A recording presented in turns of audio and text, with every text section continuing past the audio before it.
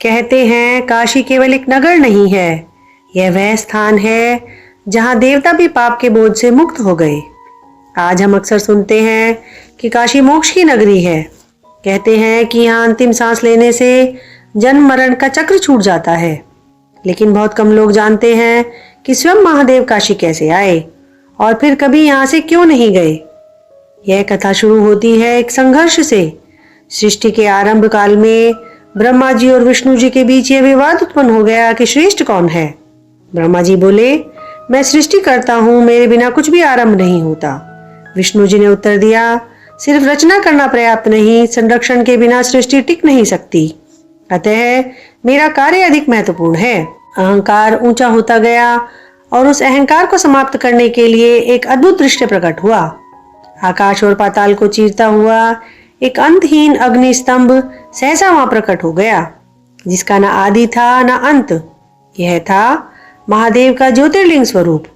आकाशवाणी ने कहा, जो मेरे शिखर या मूल को पा जाएगा वही श्रेष्ठ कहलाएगा।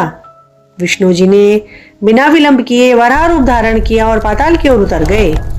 अंधकार, अग्नि की नदियां, अनदेखे लोग सब पार करने के बाद भी जब लिंग का कोई और छोर न दिखाई पड़ा, तब उन्होंने सत्य को स्वीकार कर लिया कि इसका कोई अंत नहीं। उधर ब्रह्मा जी ने हंस रूप लिया और आकाश की ओर उड़ चले। तारों के पार, लोकों के पार युगों तक उड़ते रहे, कहीं तक भी लिंग का कोई छोर न पा सके। तभी उन्होंने केतकी के एक फूल को ऊपर से नीचे गिरते हुए देखा।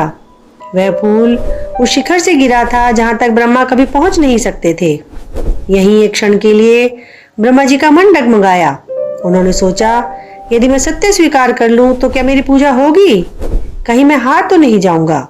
और उसी क्षण वे भूल कर बैठे। ब्रह्मा जी ने फूल को झूठी गवाही देने को तैयार कर लिया कि उन्होंने शिवलिंग के शिखर को ढूंढ लिया है और लौटकर घोषणा कर दी, मैंने ज्योतिर्लिंग का शिखर देख लिया है। यह झूठ सिर्फ एक वाक्य नहीं था, यह सृष्टि के संतुलन पर प्रहार था। महादेव का क्रोध प्रकट हुआ, पर उन्होंने ब्रह्मा जी को दंड नहीं दिया, बल्कि उनके क्रोध से एक उग्र स्वरूप उत्पन्न हुआ, काल भैरव। भैरव ने ब्रह्मा जी का 5वां सिर काट दिया, लेकिन वह सिर धरती पर नहीं गिरा, वह भैरव के हाथ से चिपक गया।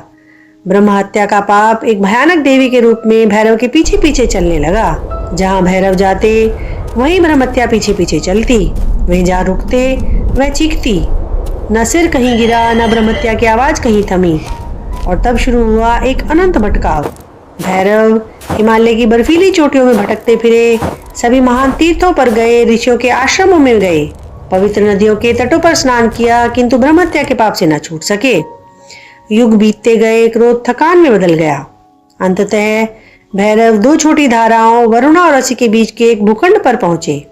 जैसे ही वहां उनके चरण पड़े, हवा बदल गई, धरती में स्पंदन हुआ और तभी वह चमत्कार हुआ जो सृष्टि में कहीं और नहीं हो पाया था।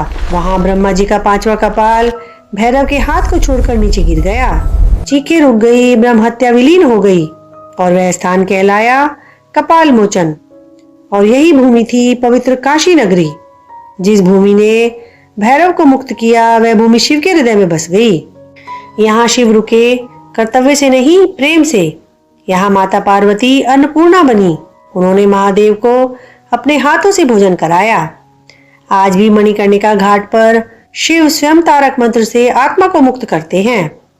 जिस नगरी ने ब्रह्म हत्या का भार भी उतार दिया, वही नगरी आज करोड़ों लोगों के पापों को धो रही है। जिस नगरी ने भैरव को मुक्त किया, वही आज सबको मुक्त करती है। इसीलिए काशी मोक्ष की नगरी है। हम सब भैरव की तरह पापों को लेकर भटक रहे हैं और काशी आज भी पुकारती है, तुम मेरे पास आओ, यहाँ तुम मुक्त हो। ऐसी ही सनातन कथाओं को जानने के लिए अद्भुत सनातन चैनल को सब्सक्राइब कीजिए और कमेंट में लिखिए ओम नमः शिवाय।